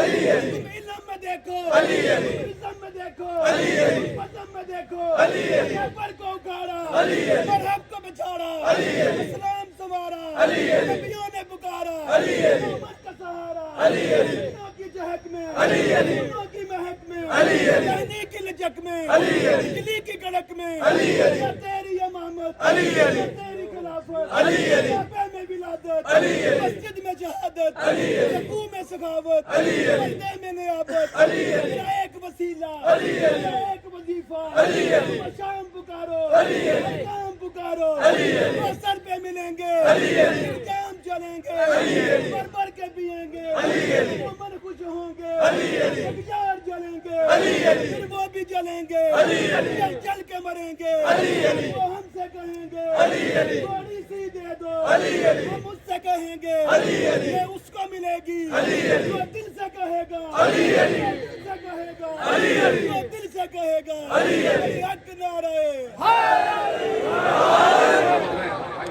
बहुत मुख्तसर है, बस और ये बात सलामत रहे आप। कहा कि अच्छा मेरा और तेरा इल्म बराबर है, तो मैं जो अंदर ले आया हूँ तो वापस रख के आ जा। वो भी ईमानदार था। गर्दन झुका के कहते अब मेरा ये इल्म नहीं है, मैं वापस नहीं रख सकता, मैं वापस नहीं रख सकता। अली ने कहा कि जो कुछ भी तूने बताया बिल्कुल सही बताया, ये इल्म भी किसी के पास नहीं है कि अली किसी चीज को छुपा के ले आए और कोई उस तक पहुंच जाए। ये बता ये इल्म तेरे पास आया कहां से, ये इल्म तुझे मिला कहां से, अबूदियत की मंजिल है, ये इल्म तुझे मिला कहां से। उस यहूदी ने कहा या अली मैं अपने नफ्स के खिलाफ काम करता हूं, जो मुझसे मेरा नफ्स कहता है मैं उसके खिलाफ काम करता हूँ, मैं इश्तिहा के खिलाफ जाता हूँ, मैं शहवत के खिलाफ जाता हूँ। मेरा नफ्स कहता है दाएं जाओ, मैं नफ्स की बात नहीं मानता, मैं अपने नफ्स पर गालिब आ चुका हूँ। जब वो कलमा पढ़ रहा था, भाई यहूदी था, मुशरिक था और जालिम था, इसलिए कि इन्ना शिर्क लज़ुल्मुन अज़ीम, शिर्क सबसे बड़ा जुल्म है। इतना बड़ा जालिम जो शिर्क कर रहा है, अल्लाह ने जब उसको ज़ब्त नफ्स के बाद मिलने वाले इख्तियारात से नहीं रोका तो कलमा गो जब पढ़ेगा तो क्या उसको इख्तियार नहीं मिलेगा? यही तो कह रहा हूं कि एतराज क्यों है कि जब मोहम्मद और अली की फजीलत बयान की जाती है तो एतराज किस बात का? भाई ये जो कुछ भी मोहम्मद और अली को मिला है ये उनकी उबूदियत के नतीजे में मिला है, ये उनके ज़ब्त नफ्स के नतीजे में मिला है। उनकी इस्मत अपनी जगह, उनकी इस्मत अपनी जगह, उनकी विलायत अपनी जगह। इस्मत और विलायत के ये मर्तबे नहीं है जो तुम्हें सुनाए जाते हैं, ये तो बंदगी के मर्तबे हैं। मोहम्मद और अली के असल फजाइल तो तुम तक अब तक पहुंचे ही नहीं, जिस तक पहुंचे थे वो खामोश रहा, उसका नाम है सलमान, खामोश रहा। अभी मोहम्मद अली के असली फजाइल से पहुंचे नहीं। मोहम्मद अली ने जो अबूदियत की है, उस अबूदियत के नतीजे में अल्लाह ने जो उनको इख्तियार दिया है, इख्तियार दिया, वो इख्तियार इस्तेमाल हुआ है। मैं क्या करूं कि मेरे पास वक्त कामिल हो रहा है और मुझे आपकी परवाह है कि आपको यकीनन बहुत कीमती और बहुत अहम तरीन कामों से जाना होगा। अली ने सूरज वापस पलटाया कि नहीं पलटाया? कल यहीं से बात आगे बढ़ाएंगे। अली ने सूरज वापस पलटाया। एक अब यह है उबूदियत की मंजिल, यह है उबूदियत की मंजिल। एक शायर गुजरा, अबुल मंसूर मुजफ्फर वाइस, बगदाद का एक शायर अबुल मंसूर मुजफ्फर, वो मिंबर पर बैठा हुआ था। और ये बात मैं माजरत चाहता हूँ, मैंने वक्त आपका ज्यादा ले लिया है, मैं यकीनन बड़ा माजरत गुजार हूँ, मैं बड़ा माफी गुजार हूँ, लेकिन बस चाहता हूँ कि मफाहिम कामिल हो आज की हद तक। अबुल मंसूर मुजफ्फर मिंबर पर बैठा हुआ था, शायर था, शायर। और शायर का दुर्रा इम्तियाज ये नहीं होता कि वो मजाजी महबूब की शान में गजल करे। शायर असल शायर तो वही होता है जो अल्लाह के महबूब की शान में गजल करे। अबुल मंसूर मुजफ्फर मिंबर पर बैठे हुए अली की फजीलत बयान कर रहे थे, आले मोहम्मद की फजीलत बयान कर रहे थे। मिंबर पर बैठा हुआ झूम रहा था, झूम झूम कर फजाइल अली बयान कर रहा था, झूम झूम कर फजाइल अली बयान कर रहा था। सूरज मगरिब की तरफ सफर कर रहा था, अभी डूबा नहीं था, अभी डूबा नहीं था। एक बार बादल आए اور اتنے گہرے بادل آئے کہ ان بادلوں نے سورج کو چھپا لیا. ان بادلوں نے سورج کو چھپا لیا, اندھیرا چھا گیا. اتنے گہرے بادل تھے, سورج چھپ گیا اور اندھیرا چھا گیا. ایسا لگ رہا تھا کہ سورج ڈوب گیا اور مغرب ہو گئی. ایسا لگ رہا تھا سورج ڈوب گیا اور مغرب ہو گیا. اس کو کہتے ہیں عبودیت. بالکل اندھیرا چھا گیا, معلوم ہو رہا تھا سورج ڈوب گیا اور مغرب ہو گئی. اس نے آسمان کی طرف دیکھا اور دیکھ کر کہا لا تغربی یا شمس حتی تنتہی مدہی لآل المصطفیٰ ولنجلہی. اے سورج اس وقت تک غروب نہ ہونا جب تک میں علی کی مدح کر رہا ہوں.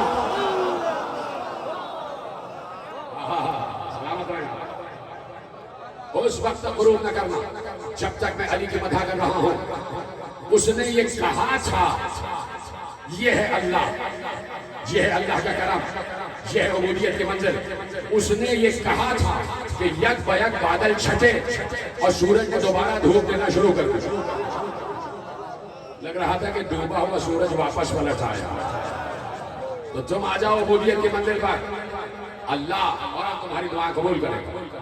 اللہ فوراً دعائیں قبول کرے گا. تو دیکھو کہ عبودیت کی منزل پر ہیں کون؟ انہی بندگان خدا کا تذکرہ اس فرش ادا پر ہو رہا ہے. جو ہے انہی بندگان خدا کا تذکرہ اس فرش ادا پر ہو رہا ہے. وہ بندگان خدا کہ جنہیں اللہ نے اختیارات سے نوازا. حسین کے پاس سارے اختیارات ہیں, اس لیے کہ اللہ کا بندہ ہے حسین. اللہ کا بندہ ہے حسین.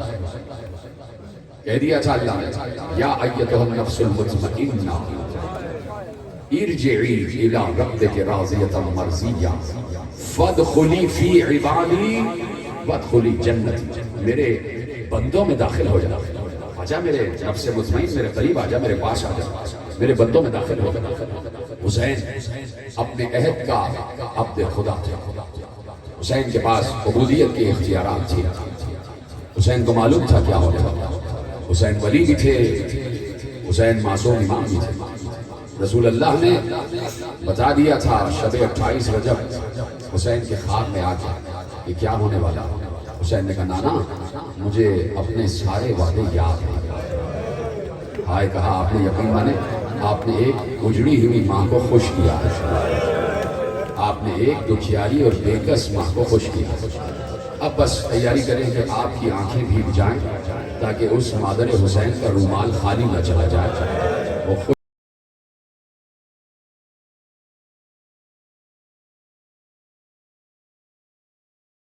آج محرم آ گئی. آج حسین کے بچوں پر پانی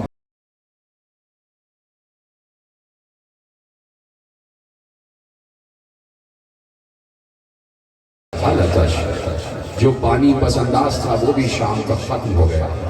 بچے پیاسے ہیں, بچے پیاسے ہیں, اور صرف بچوں میں محمد باقر ہی تھوڑی ہیں, بچوں میں صرف سکینہ ہی تھوڑی ہیں, بچوں میں علی اصغر بھی ہے. 6 مہینے کا علی اصغر کر بیان کر چکا. سب بچے پیاسے ہیں, آل محمد بھی پیاسے ہیں, لیکن اس کے باوجود حسین جیسے عبد کا ساتھ دینے کے لیے تیار ہے کہ حسین عبد خدا ہے اور خدا کے لیے کام کر رہا ہے. حسین کربلا میں عبودیت کی منزل پر ہے اور سب کو معلوم ہے. اسی لیے شب عاشور جتنے لوگ رہ گئے, جو بھی حسین کی نصرت کے لیے رہ گئے, جب حسین سے نصرت کا عہد کر لیا تو حسین نے ایک بار کہا آسمانوں کی طرف دیکھو. جب سب نے آسمان کو دیکھا حسین نے اشارہ کیا آسمان کے پردے ہٹے. کہا حبیب وہ تمہارا قصر ہے, زہیر وہ تمہارا محل ہے, مسلم ابن اوسجہ وہ تمہارا گھر ہے. سب کو جنت میں ان کے مقامات دکھا. یہ ہے حسین جیسا عبد, اس کو کہتے اختیارات بندگی. یہ تو باہر والے تھے, گھر والوں کو کیا عطا ہوا ہے یہ گھر والے ہی جانتے ہیں, گھر والے ہی جانتے ہیں.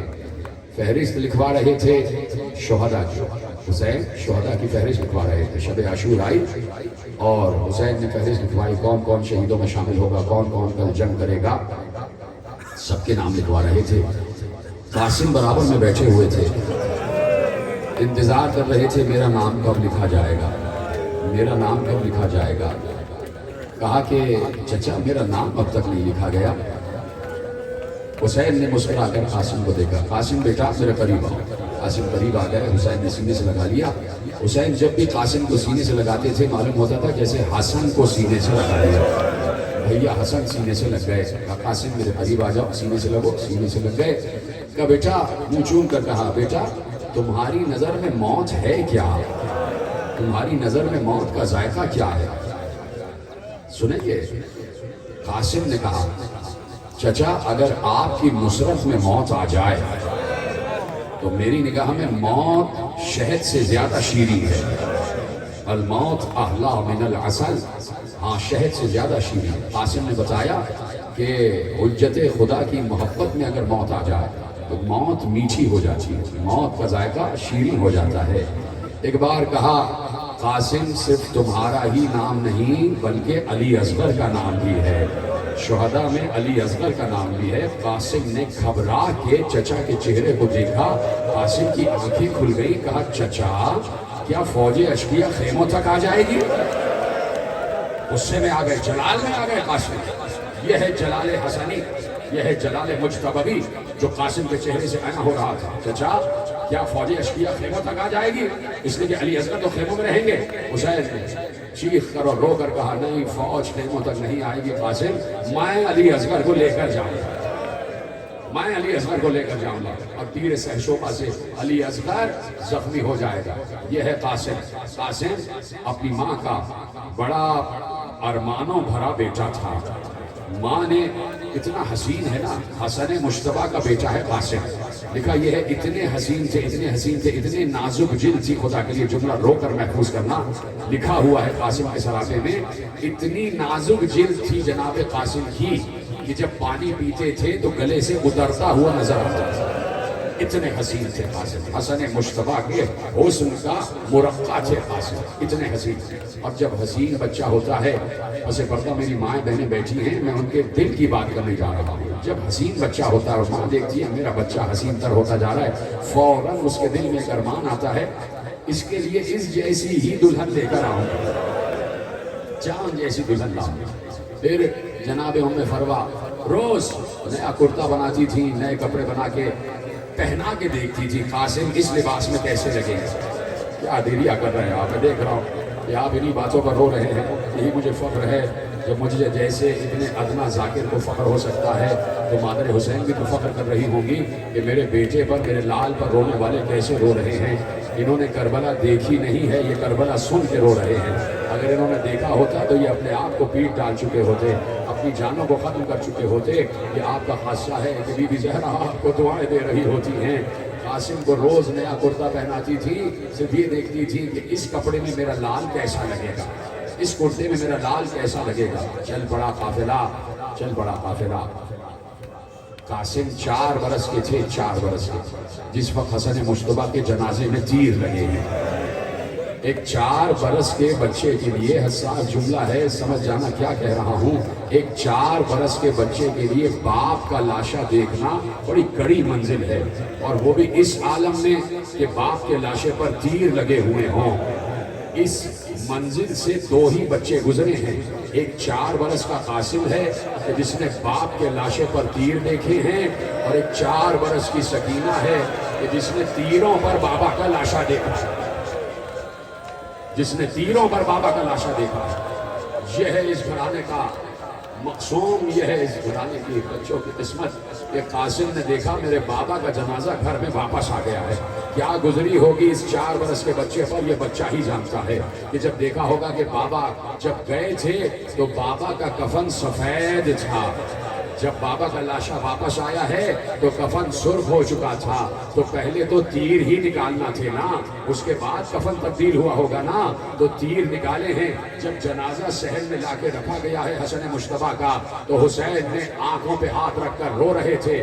آواز دی عباس، زینب قریب آ جاؤ، میری مدد کرو تاکہ جنازے سے تیر نکالو، جنازے سے تیر نکالوں. حسین تیر نکال رہے تھے. 70 تیر جنازہ حسن میں پیوست تھے، 70 تیر حسن مشتبہ کے جسم میں پیوست تھے. کوئی تیر حسین نکال رہے تھے، کوئی تیر عباس نکال رہے تھے. زینب بھی آگے بڑھی بھیا مجھے بھی خدمت کا موقع چاہیے. کوئی تیر زینب نکال رہی تھی. جب بچہ گھر کے بڑوں کو کوئی کام کرتا دیکھتا ہے تو چاہتا ہے اس کام میں شامل ہو جائے. ارے کیا سن رہے ہو؟ قاسم نے دیکھا میرے بابا کے جنازے سے میرے بزرگ تیر نکال رہے ہیں. بچہ آہستہ آہستہ آگے بڑھا. اس نے ایک تیر پر ہاتھ رکھا. حسین نے دیکھا بے اختیار آگے بڑھے. قاسم کو سینے سے لگایا. قاسم ابھی تیرا چچا زندہ ہے. قاسم ابھی تیرا چچا زندہ ہے. قاسم کے سر پر ہاتھ رکھا. قاسم کے رخسار کو چوما. قاسم اپنے کو یتیم نہ سمجھنا. قاسم میں تیرا باپ ہوں. قاسم آغوش حسین میں پرورش پا رہے تھے.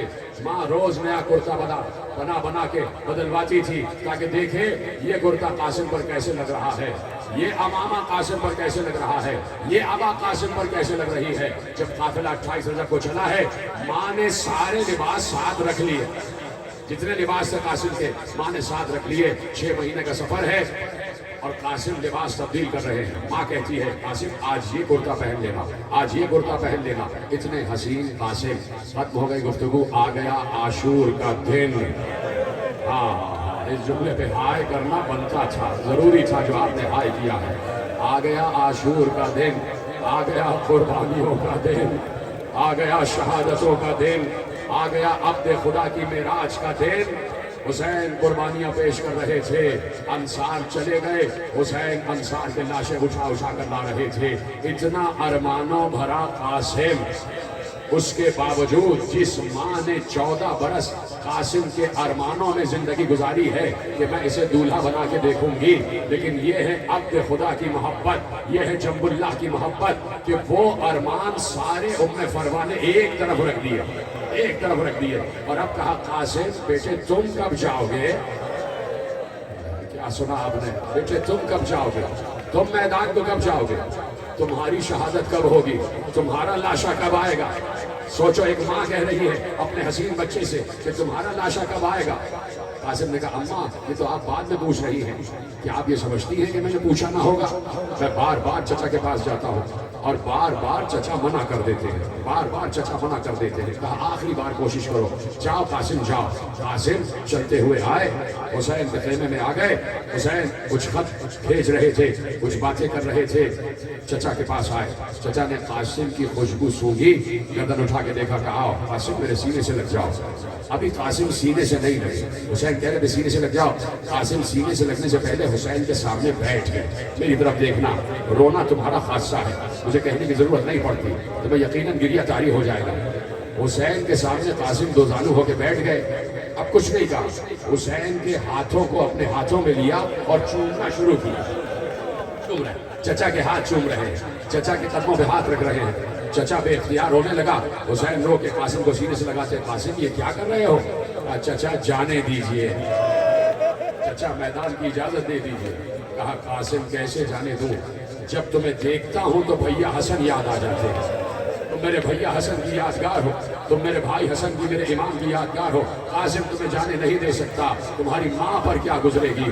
قاسم اٹھے, آہستہ آہستہ قدموں سے چلتے ہوئے ماں کے خیمے میں آ گئے. کہا ماں اجازت نہیں مل رہی. اب ماں بڑی مصیبت آ گئی, یہ میرے لیے مصیبت کا دن ہے کہ مجھے اجازت نہیں مل رہی. ختم ہو گئی گفتگو. جیسے ہی ام فروا نے لفظ مصیبت سنا فوراً ام فروا کے چہرے پر سرخی آ گئی. کہا قاسم میرے قریب آؤ. قاسم قریب آئے. کہا قاسم ذرا آستین کو تو الٹو. قاسم نے آستین الٹی. قاسم کے بازو پر ایک تعویذ بنا ہوا تھا. کہا قاسم اس تعویذ کو کھولو, اس لیے کہ یہ تعویذ تمہارے بابا نے وقت شہادت لکھا تھا اور کہا تھا ام فروا جب زندگی میں کڑی مصیبت آ جائے, ماتم جب زندگی میں کڑی مصیبت آ جائے تو یہ تعویذ کھول لینا, اس میں مصیبت کا حل موجود ہوگا. لاؤ قاسم تعویذ لاؤ. تعویذ کھولا گیا. اب جو تعویذ کو کھولا اس میں ایک تحریر لکھی ہوئی تھی. ام فروا نے تحریر پڑھی. قاسم مل گئی اجازت. قاسم مل گئی اجازت، آپ قاسم میرے ساتھ چلو۔ ایک ہاتھ میں تعویذ ہے، ایک ہاتھ میں قاسم کا ہاتھ ہے۔ بی بی ام فرما حسین کے خیمے میں آئی، خیمے میں آئی، جیسے ہی بھاوج کو دیکھا، جیسے ہی بھابھی کو دیکھا، حسین احترام میں کھڑے ہو گئے کہ حسن مصطفیٰ کی زوجہ ہے۔ کہا بھابھی کیوں آئی ہے؟ بھابھی کس لیے آئی ہے؟ حکم فرمائے۔ کہا آپ امام وقت ہیں، میں کیا حکم دوں؟ حکم آپ کا چلے گا، میں کچھ کہنا نہیں چاہتی۔ یہ تحریر پڑھ لیجئے، اس تحریر کو آپ پہچانتے ہوں گے۔ اے امام وقت، حسین نے تحریر لی، تحریر کو دیکھا، سمجھ گئے میرے بھائی کی لکھائی ہے۔ پہلے ماتھے پہ رکھا، آنکھوں سے لگایا، دہن سے چوما، اب جو تحریر کو پڑھا حسین چیخ مار کے روئے، اس لیے کہ لکھا ہوا تھا یہ خط ہے امام وقت حسن ابن علی کا، اپنے دور کے امام حسین کے نام۔ اے حسین، جب قربانیوں کا وقت آئے تو قاسم کو میری طرف سے ماتم، جب قربانیوں کا وقت آئے تو قاسم کو میری طرف سے قربان کر دینا۔ حسین چیخ مار کے روئے اور کہا قاسم کیا سفارش لے آئے، کیا سفارش لے آئے؟ مولا مجھے قوت دے تاکہ میں آخری جملہ پڑھنے کے قابل ہو سکوں۔ ابھی قاسم کی شبی برآمد ہوگی، ابھی مہدی برآمد ہوگی۔ یہ ایک ماں کا ارمان ہے، یہ ایک ماں کا ارمان ہے۔ عراق میں آج تک قاسم کی مرکت پر، جہاں قاسم کا خیمہ گاہ ہے، وہاں عورتیں مہندی کے چھاپے لگاتی ہیں۔ جس کی شادی نہیں ہوتی وہ قاسم کے مزار پر آ کر، قاسم کے خیمہ گاہ پر آ کر منتیں باندھتا ہے۔ آج بھی قاسم رزق تقسیم کر رہے ہیں۔ تمہیں کچھ چاہیے؟ مہندی برآمد ہو رہی ہے، شبی برآمد ہو رہی ہے۔ حسن مصطفیٰ کا واسطہ دے کر مانگنا، یقیناً ملے گا۔ قاسم بڑی سفارش لے آئے، میرے بھیا کی سفارش لے آئے، اب میں روک نہیں پاؤں گا۔ قاسم اجازت ہے، قاسم اجازت ہے۔ قاسم کو اجازت ملی، خیموں میں کوہرام برپا ہو گیا۔ ام فروا کا لال جا رہا ہے، حسن کا جگر جا رہا ہے، علی کی یادگار جا رہا ہے، رسول کا نواسا جا رہا ہے۔ ایک بار بیویاں جمع ہو گئی۔ حسین قاسم کو لے کر خیمے میں آئے، کیا ختم کر دوں بات؟ تمہاری آوازیں گریا بلند ہو جائے۔ حسین قاسم کو لے کے خیمے میں آئے، کہ ایسے نہیں، میں قاسم کو تیار کروں گا، میں قاسم کو تیار کروں گا۔ ایک بار حسین نے کہا بھابھی ام فرما قاسم کا کوئی کرتا ہے؟ قاسم کی کوئی عبا ہے؟ نہیں، نئی عبا قاسم کو پہنائی، نیا کرتا قاسم کو پہنایا۔ اور اب حسین نے قاسم کے سر پر امامہ باندھا، قاسم کے سر پر امامہ باندھا، امامہ باندھ دیا، دو شملیں ادھر ادھر چھوڑ دی، دو شملے ادھر ادھر چھوڑ دیے۔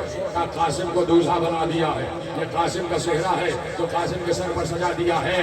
قاسم جانے لگے تو حسین نے کہا رک جاؤ قاسم، ایسے نہ جانا۔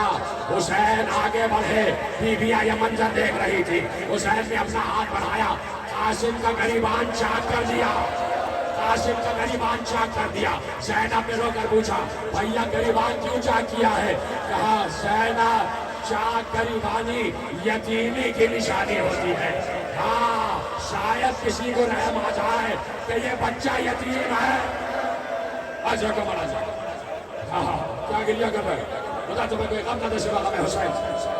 شاید کسی کو رحم آ جائے، مولا مجھے قوت ہے، میرا کلیجہ پھٹ رہا ہے، میں اپنے کو روک رہا ہوں خدا کی قسم۔ شاید کسی کو رحم آ جائے کہ یہ بچہ یتیم ہے اور شاید کوئی اسے نہ مارے۔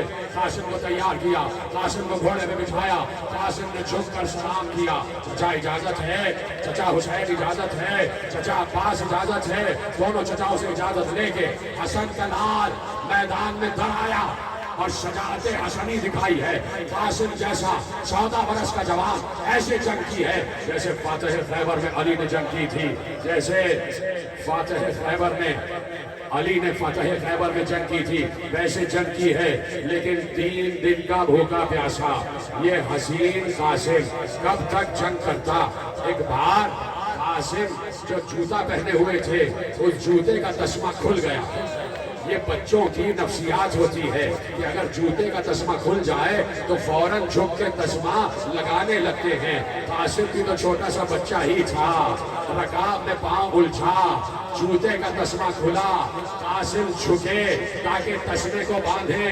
قاسم کا جھکنا قیامت ہو گیا۔ ایک بار کسی نے گرز مارا، قاسم کے سر پر لگا، قاسم گھوڑے سے نیچے آیا، قاسم نے آواز دی۔ راوی کہتا ہے رک جاؤ، ابھی رک جاؤ، ابھی نہیں۔ راوی کہتا ہے جو شہید بھی गिर रहा था, कोई आवाज दे रहा था अस्सलामु अलैका या अबा अब्दुल्ला, कोई कह रहा था अस्सलामु अलैका या अबता, कोई कह रहा था बाबा सलाम, कोई कह रहा था चचा सलाम, कोई कह रहा था मौला सलाम। का ये अजीब बच्चा था जो घोड़े से गिरा तो उसने कहा अम्मा, बैठे रहो बैठे रहो, अम्मा, जब तक मैं नहीं कहूंगा ज़ियारत बरामद नहीं होगी। अम्मा मैं गिर गया, अम्मा मैं गिर गया। ये आवाज हुसैन के कान में पहुंची, ये आवाज अब्बास के कान में पहुंची। रिवायत में लिखा हुसैन ने अब्बास को देखा, अब्बास ने हुसैन को देखा, दोनों भाई समझ गए इसलिए कि हसन की यादगार गिरा है, हसन की यादगार गिरा है। इधर से हुसैन ने हमला किया, उधर से अब्बास ने हमला किया, फौजें इधर की उधर हुई।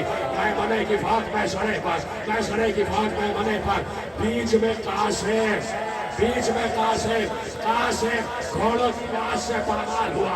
आवाज आ रही थी चचा बचाइए, चचा बचाइए, माता माता माता, चचा बचाइए। अब्बास और हुसैन पहुंचे, फौजों को भगाया। अब जो हुसैन कासिम के लाशे पर पहुंचे, एक बार हुसैन ने रोकर कहा कासिम मुझे माफ कर देना, तू बुलाता रहा, मैंने आने में देर कर दी। कासिम का लाशा टुकड़ों में तकसीम हो चुका था। हुसैन ने आधा उतारी, टुकड़े उठाने लगे। हुसैन ने महसूस किया कि कोई और भी है जो मेरी मदद कर रहा है। अब जो पीछे मुड़ के देखा, अरे मादरे हुसैन फातिमा ज़हरा आवाज दे रही है, ऐ हुसैन ये माँ मदद करने आई है। मैं भी टुकड़े